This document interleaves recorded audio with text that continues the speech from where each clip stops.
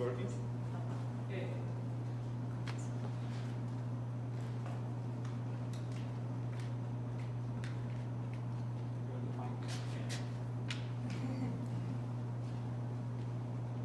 Can I just avoid it because I'm shooting something? Sure. Yeah, sure. I'm used to that as well. Okay.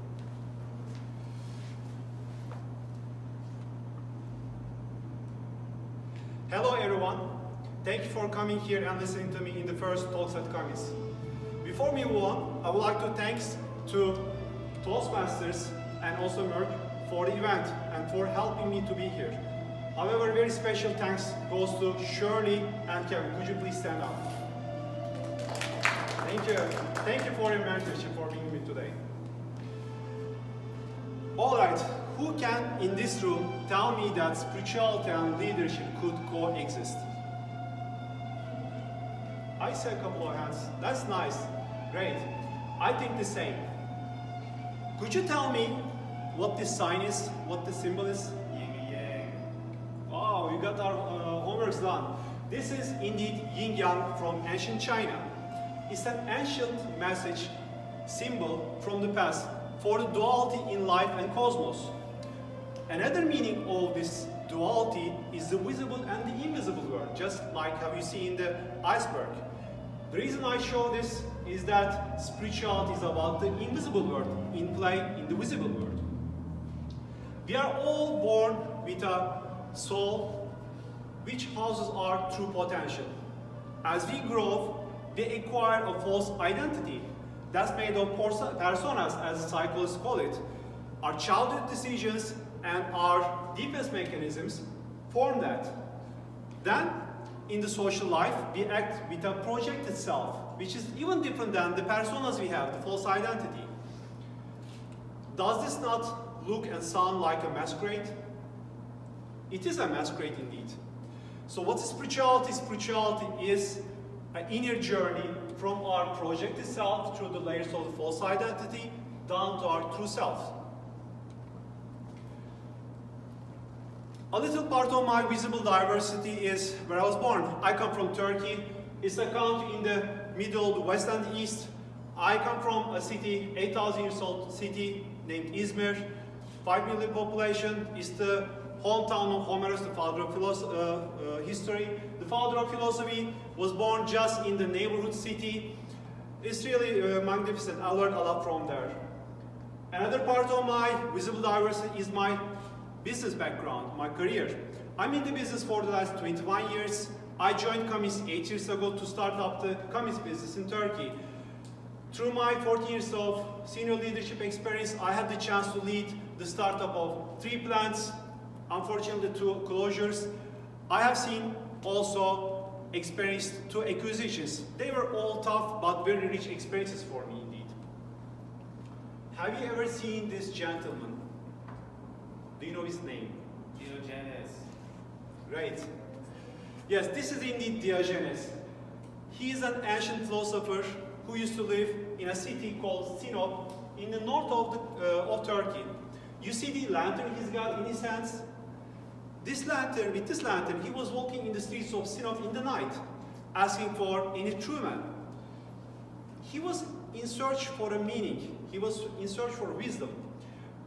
I can say very easily that my search for a meaning started at the age of 9, where I was asking crazy philosophical questions to my mom. She was giving me good answers religiously, but I wasn't really getting everything.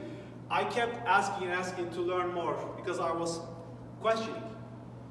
So I will learn through life that the answers would come. They would come in shocks. So shocks doesn't have to be negative. They can both be good and bad.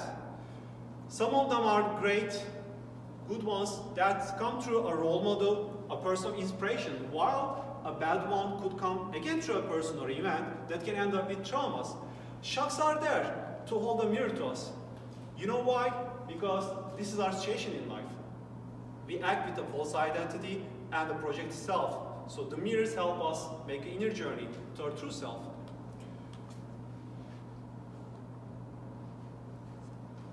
I would like to talk about 3 shocks in my life that has really transformed my life.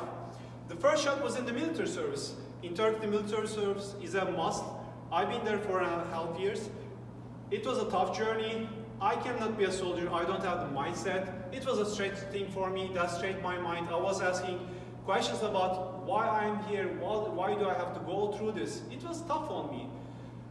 Then I started looking for the meaning of life, studied the spiritual teachings, the Eastern teachings. I came to a conclusion that life is there to teach us something. The things that I have learned in that journey in the military service also helped me in my journey in Pulse, where I started my leadership journey. Interestingly, my second shock was also in Pulse. I was quite successful in that company, climbing the ladders of the corporate journey, getting the recognition, the benefits. It was really nice. The problem I had with the experience there, I lost my values in fact. I was working to live. So through depression, I would learn that, in fact, I have to work to live. This was very interesting experience. I brought some discipline there that's still continuing. My third shock was in Kamis. We were hired to start a benchmark plant, a best of the best plant, with the best of the best people in the market. A tough journey, you know Kamis. That's always a challenge indeed. So we really worked hard, worked 14 to 16 hours every day with the team. We made it successful. However, we used our homes like hotel for 2 years. It was really hard, tough. I had my son born at that time. We had a health issue in the core family, which was devastating for me. So fighting in so many frontiers at the same time, I was just consumed. I fell down after 2 years when everything was successful. When I fell down, the people around me, they were tired as well. So I really fell down like alone indeed, with little number of people around me. But I was really blessed to meet with some spiritual gurus and thought leaders that really helped me learn about unconditional love. That was quite interesting journey for me. I can say that with these shocks, I learned life is there to show us something. We have to live, we have to work to live, and everything's coming with a reason. The third shock in Kamis, that process ended up helping me hearing my calling, which I will never ever learn through my mind alone. You need a heart set, because that's an invisible message. It requires a heart set. I became an author to 2 books, one on spirituality, the other one on artificial intelligence. I coached more than 2,500 hours, gave more than 50 seminars. That was a great journey for me. I was blessed to touch the lives of others because I found my inner calling, which is to make a positive difference in the lives of others for a better world. Let's talk about the life of a leader after spirituality. The life of a leader is indeed challenging. There's a lot of things around the cost pressure, making things done right, role modeling, coaching others, learning. That's a tough journey in the middle of the storm. It's teaching, but it's quite a journey. It requires something more than an IQ, and also emotion quotient, EQ, to be successful, especially in the modern world. It requires something recently that they call SQ, the spiritual quotient. This can only develop through wisdom. I call these 3 virtues cardinal virtues myself: the inner balance, the prudence in the actions, the outer tolerance, and the harmony with the universe. Because life has the zeitgeist, the spirit of time. It has a message as well. I can easily conclude from my experience that spirituality and leadership should and coexist. Because leadership is about influence. Leaders with influence can change the world for the better. Thank you for listening to me today.